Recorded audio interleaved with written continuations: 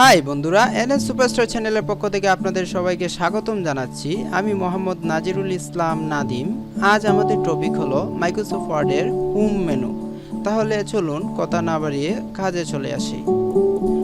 প্রথমে আমরা স্টার্ট বাটনে যাওয়ার পর আসলে আমরা যদি অনেক সময় যে আমরা তো মাইক্রোসফট ওয়ার্ড দেখেন এখানে টেক্সট বারে ওপেন করা আছে। আমরা যদি কোনো সময় অনেকে আসলে পান না, এটা খুঁজে পান না, আমরা যদি খুঁজে না পাই আমরা স্টার্ট বাটনে যাওয়ার পর এখান থেকে খুঁজে বের করে নেবেন।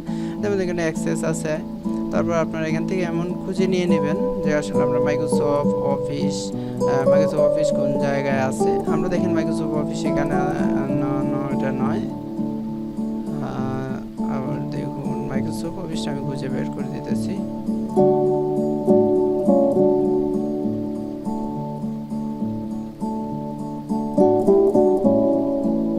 আপনারা খুঁজে না পান বা টেক্সট বারে নিতে চান তাহলে যেমন ধরুন আমরা মাইক্রোসফট অ্যাক্সেসটা আমরা টেক্সট বারে নেব। রাইট বাটন ক্লিক করবেন। রাইট বাটন ক্লিক করার পরে দেখেন এখানে মুভ লেখা আছে। মুভ লেখা থেকে আপনারা পিন টু টেক্সট বার দিয়ে দিবেন, তাহলে সরাসরি এখানে চলে আসবে। তাহলে চলুন আমরা কাজ শুরু করে দিই। আমরা প্রথমে মাইক্রোসফট ওয়ার্ডে সরাসরি চলে যাব। মাইক্রোসফট ওয়ার্ডে সরাসরি চলে যাওয়ার পর আমরা আসলে যে মাইক্রোসফট ওয়ার্ড আমরা যে কোনো ডকুমেন্ট লেখা বা কাজ করার সময় আমরা প্রথমে কি ফলো করব, যে আমরা পেজটা ঠিক আছে কিনা। আমরা আসলে পেজ সব ঠিক আছে। যদি আপনারা অনেক সময় যে পেজ অনেক সময় ছোট থাকে, আপনারা যদি পেজ ছোট থেকে বড় বা ছোট করতে চান কন্ট্রোল চেপে মাউসের চাকা ঘুরান দিয়ে দেবেন, তাহলে আপনারা এটা ছোট বড় করতে পারবেন। দেখেন আপনারা ডানে কোণার মধ্যে আছে যে প্লাস চিহ্ন চাপ দিলে বড় হবে আর মাইনাসের চাপ দিলে ছোট হবে, এটা আপনারা দেখে নেবেন। তো আমাদের প্রথম কাজ, ওয়ার্ডের মধ্যে প্রথম কাজ করতে গেলে আমরা কি করতে হবে, যে প্রথমে আমরা ভাষা ঠিক করতে হবে। আসলে আমরা ম্যানুয়াল যে ভাষাটা ইংলিশ, এটা হলো টাইমস নিউ রোমান। দেখেন এই ভাষাটা এখানে আছে, আর বাকিগুলো যে দেখেন বাকিগুলো অনেক ভাষা আছে যেগুলো আমরা ডিজাইন হিসেবে ধরে নেব। আমরা মূল ভাষাগুলো হচ্ছে টাইমস নিউ রোমান, এটা আপনারা সকলেই সিলেক্ট করবেন। আপনারা এটা লেখার পর দেখেন আমার এখানে কোনো রিডিং নাই, তো আমি আসলে এখানে না লিখে আমরা একটা ওয়ার্ড টাইপ করব। আমরা ডকুমেন্ট থেকে নিয়ে নিব। আমাদের এখানে হয়তো নাই, আসলে আমাদের এখানে কোনো টাইপ নাই, কেটে ফেলা হয়েছে। আমরা একটা টাইপ করি, যেমন ধরেন মাই নেম নাজিরুল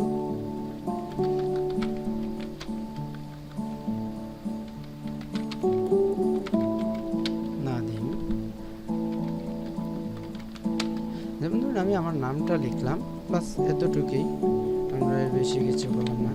এখানে আমরা প্রথমে সম্পূর্ণ সিলেক্ট করব। সিলেক্ট করার পর আমরা প্রথমে কি দেব, ইংলিশ ভাষা দেব, যে টাইমস নিউ রোমান দেওয়ার পর আমরা প্রথমে কাজ হবে যে ফ্রন্ট সাইজ ইউজ করা। আমরা ফ্রন্ট সাইজটা কিভাবে ইউজ করব, দেখেন আমরা যদি এখানে ফ্রন্ট সাইজে ক্লিক করার পর আমরা যে অপশনগুলো আছে দেখেন এখানে সাইজ আছে, আপনারা যে কোনো সাইজে ছোট বড় করতে পারেন।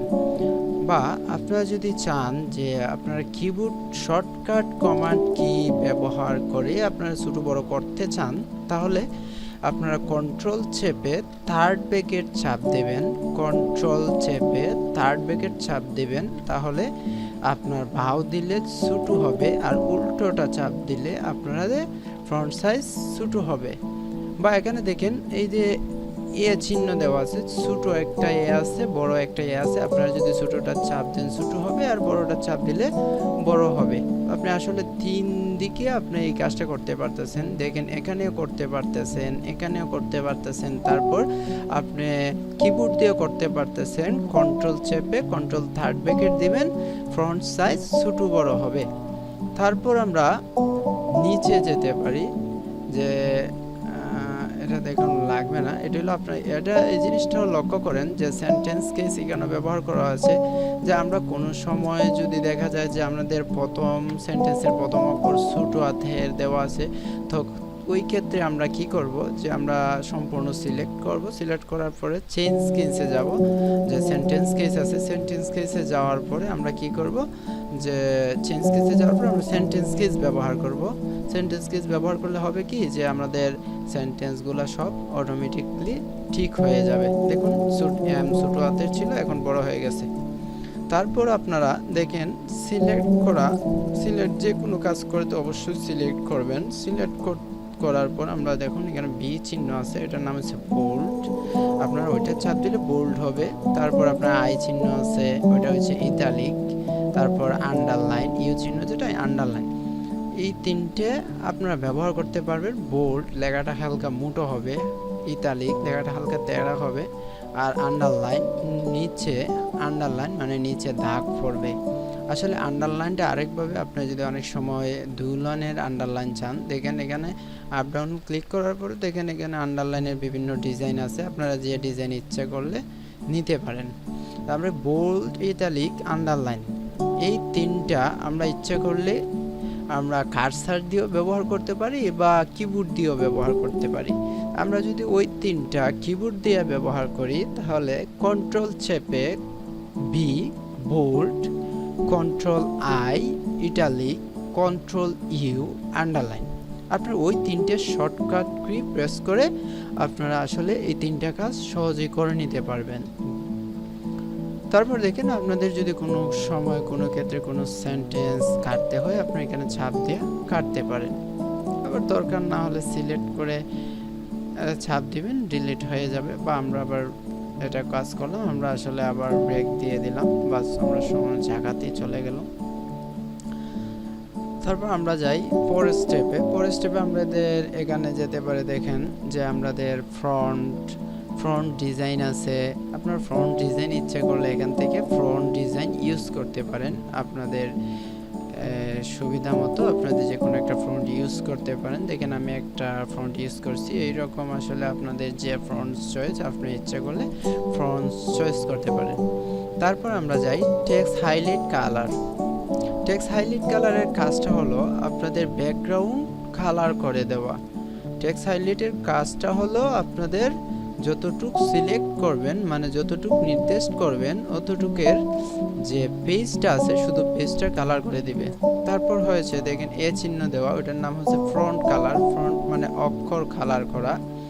তাহলে আমরা ফ্রন্ট কালারে সিলেক্ট করার পরে দেখেন যে কোনো কালার একটা দিয়েছি, ওই কালারটা রূপান্তরিত হয়েছে। আমাদের আসলে এটা ফ্রন্ট কালার চেঞ্জ করতে পারবেন। তারপরে চলে যান যে আমাদের এরপরের স্টেপ আছে, যে নিচের থেকে শুরু করি। এটা লেফট লেখাগুলো যে আমরা নির্দেশ করে আমরা যে লেখি সব সময়, ম্যানুয়ালি আপনাদের দেখা যাচ্ছে যে বাম থেকে সব সময় লেখা শুরু হয়। তো আমাদের দেখেন অরিজিনালি বামে আছে। তারপর আমরা লেফট, এটা আছে লেফটে। আমরা যদি যাই রাইট, দেখেন রাইটে চলে গেছে লেখাগুলো, আমাদের ডকুমেন্টগুলো রাইটে চলে গেছে।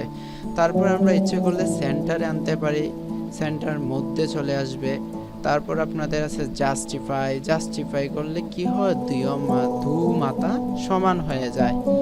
আমরা আসলে সবসময় যদি আমরা প্যারাগ্রাফ আকারে লিখি, তাহলে আমরা অবশ্যই জাস্টিফাই করব, মনে রাখবেন। তো আমাদের প্রথম কাজ হচ্ছে দেখেন লেফট, এটার নাম সেন্টার, রাইট, জাস্টিফাই। লেফট হচ্ছে বামে, রাইট হচ্ছে ডানে, সেন্টার হচ্ছে মধ্যে, আর জাস্টিফাই হচ্ছে দুই মাথা বা ডকুমেন্টের দুই পাশ সমান করা। তো আসলে আমাদের লেফটের কিবোর্ড প্রেস হলো control L left, control E center, control R right, control J justify.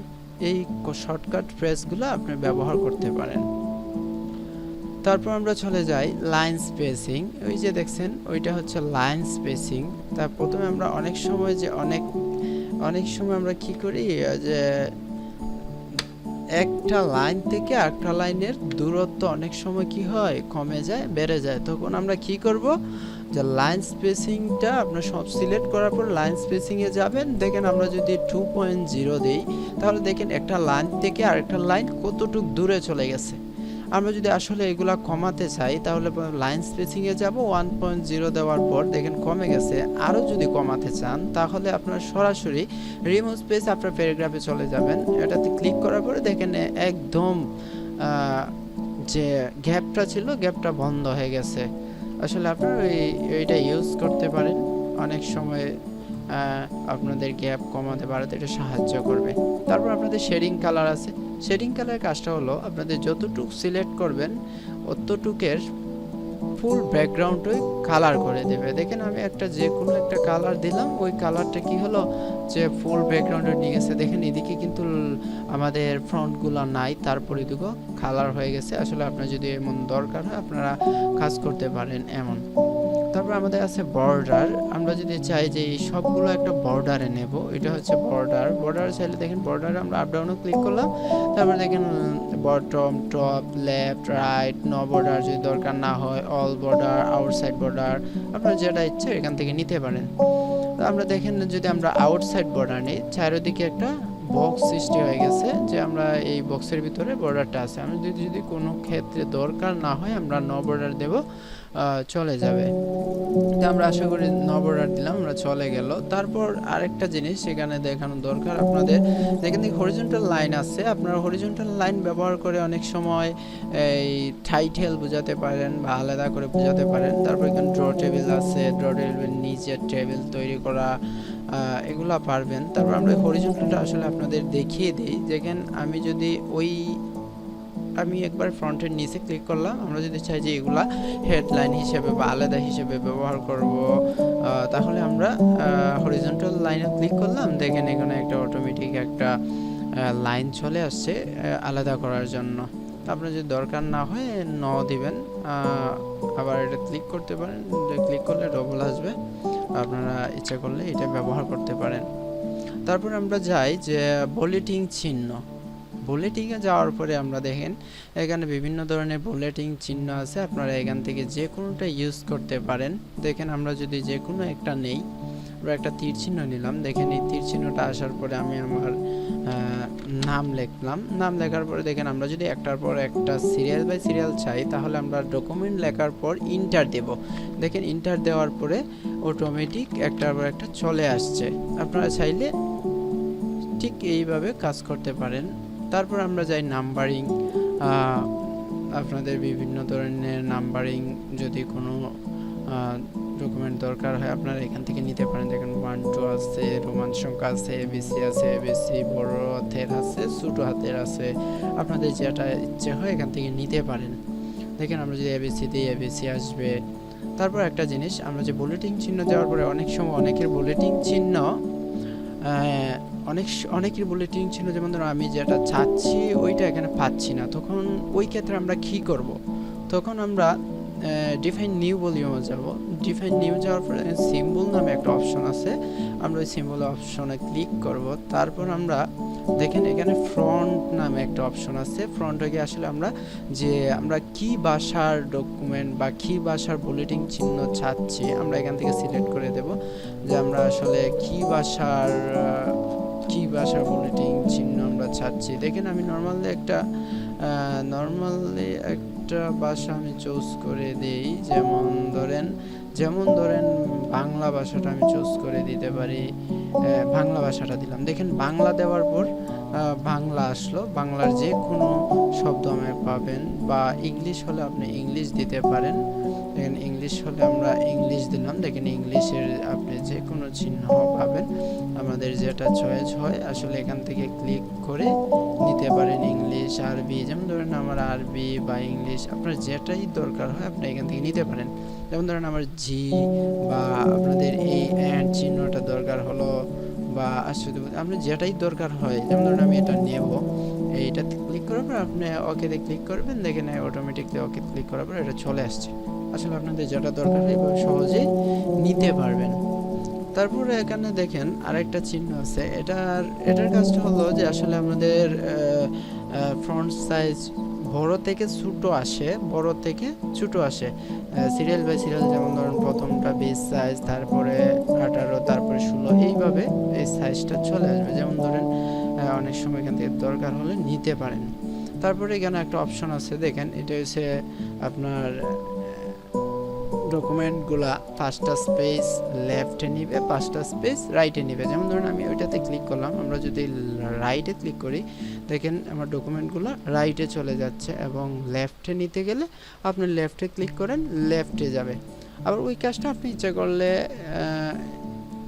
ট্যাবের মধ্যে করতে পারেন, কিবোর্ডের ট্যাব চাপ দিবেন, ট্যাব চাপ দিলে দেখেন 5টা স্পেস করে আপনাদের যাইতেছে। আবার যদি ব্রেক দিতে চান আপনার ব্রেক স্পেসে ক্লিক করবেন, ব্রেক স্পেসে ক্লিক করলে পরে আপনার ব্রেক হয়ে যাবে। আসলে আপনাদের এভাবে যে কোনো কাজ করতে পারবেন। আশা করি আপনারা সবাই ভিডিওটা ঠিকমতো যদি দেখেন, আর আশা করি এইগুলা কাজ আপনারা খুব সহজেই করে নিতে পারবেন। আর আরও কিছু বিষয় আছে যে আমাদের কয়টা ওয়ার্ড উঠলো, কয়টা পেজ উঠলো। দেখেন এখানে ওয়ার্ড পেজ আছে, 1 নাম্বার পেজ, 1/1, তারপর 19টা ওয়ার্ড। এভাবে আপনাদের যদি এগুলো দরকার লিখতে পারেন। এখন হলো যে আসলে আমরা যে ডকুমেন্টগুলা টাইপ করলাম, টাইপগুলো আমরা সেভ করব কিভাবে? অনেকে আসলে এটা পারেন না, বা পারলে আপনাদেরকে ধন্যবাদ। আমরা সেভ করব কিভাবে? আমরা প্রথমে যাব ফাইল অপশনে যাব। দেখেন আমার এটা কিন্তু মাইক্রোসফট অফিস 2016 ভার্সন। আপনাদের যদি 2007 ভার্সন অনেকে ইউজ করে থাকেন, বা 10 ভার্সন ইউজ করে থাকেন, এখানে অফিস বাটন নামে একটা অপশন থাকবে। এই কোণতে লেফটে উপরে কোণতে অফিস বাটন নামে একটা অপশন থাকবে। আপনারা যেমন ধরেন আমার এখানে ফাইল আছে, ধরেন ওইটা অফিস বাটন। আমরা অফিস বাটনে ক্লিক করলে আমাদের এখানে কিছু অপশন চলে আসবে, এবং new, open, save, save age, print, আপনাদের অনেকগুলো অপশন চলে আসবে। আপনাদের যদি সেভ করতে চান তাহলে আমরা কোনতে যাব? দেখুন সেভ আছে, সেভ আজ আছে, সেভ এজ আছে। আমরা আসলে কোনটাতে সেভ করলে, কোন ডকুমেন্টটা দিয়ে সেভ করলে আমাদের সেভগুলো ভালো হয়, তাহলে আমরা দেখেন সেভ আর সেভ এজের মধ্যে পার্থক্যটা হলো, সেভ দিয়ে আপনি সেভ করলে একটা ডকুমেন্ট একবারই সেভ হবে। তার মানে হলো আপনি যদি আপনার নামে কোনো সময় কোনো ডকুমেন্ট সেভ করে পূর্বে থাকেন, তাহলে বর্তমানে যদি আপনি আরেকটা ওই নামে সেভ করেন, তাহলে পূর্বেরটা কেটে নতুনটা সেভ হবে। তাই এই ক্ষেত্রে আমরা সবসময় সেভ এজ ব্যবহার করে সেভ করব। সেভ এজ একটা সেভ এজ দিয়ে ব্যবহার করলে হয় কি, যে একটা ডকুমেন্ট বারবার ইউজ করা যায়, আমাদের পুরান ডকুমেন্টটা কেটে যায় না। তাহলে আমরা সেভ এজ দিয়ে ইউজ করলাম। যেমন সেভ এজে ক্লিক করলাম, আমাদের সেভ এজে ক্লিক করার পরে দেখুন এইরকম একটা ইন্টারফেস আসবে, যে আমাদের যে সেভ করবো আমরা আসলে কোন ফাইলের মধ্যে আমরা সেভ করব। যেমন ধরুন আমি আমার ডেস্কটপে সেভ করব, আমাদের ডেস্কটপে আমি চুজ করলাম। তারপর আপনি এখানে ফাইল নেম দেখেন, ফাইল নেম দেওয়া আছে, আপনি ফাইল নেম লিখবেন। যেমন ধরুন ফাইল নেম লিখলাম নাদিম, আমার ফাইল নেম লিখবেন, নাম লিখলাম, ফাইল নেমটা লেখা শেষ হলে আপনি এখানে সেভ দিয়ে দেবেন। সেভ দেওয়ার পরে আমার ফাইলটা সেভ হয়ে গেছে। আসলে দেখি আমরা যে আমাদের ফাইল সেভ হয়েছে কিনা। দেখেন এই যে আমার ফাইলটা সেভ হয়ে গেছে। আসলে আপনারা আশা করি খুব সহজেই কাজগুলো বুঝে নিতে পারবেন। আপনাদের যদি কোনো সমস্যা থাকে কমেন্ট বক্সে জানাবেন, আর কিসের উপর আপনারা ভিডিও চান বা কি কাজের উপর ভিডিও চান কমেন্ট বক্সে জানাবেন। ইনশাল্লাহ আশা করি আপনাদের কাজগুলো সম্পূর্ণ করে আমি দিতে পারবো। আর আপনারা সবাই ভালো থাকবেন। আমার ভিডিওটি যদি আপনাদের ভালো লেগে থাকে এবং নতুন নতুন ভিডিও আপডেট পেতে চান, অবশ্যই চ্যানেলটি সাবস্ক্রাইব করুন এবং বেল বাটনটি বাজিয়ে দিন। ধন্যবাদ।